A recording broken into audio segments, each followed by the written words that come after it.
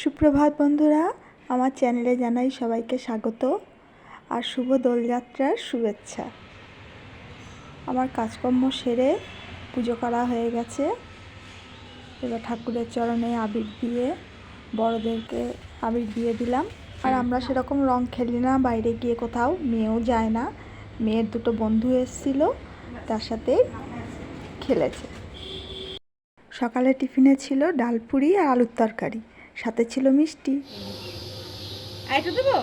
আইটো দেবো? না দিবি না, আমার মনে দিবি না। দাঁড়া দাঁড়া,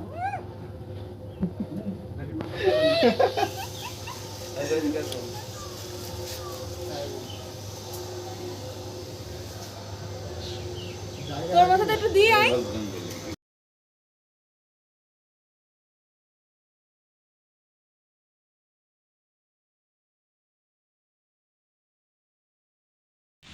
রং খেলার দিন স্পেশাল কিছু তো খেতেই হবে, তাই করেছি মটন আর জিরা রাইস।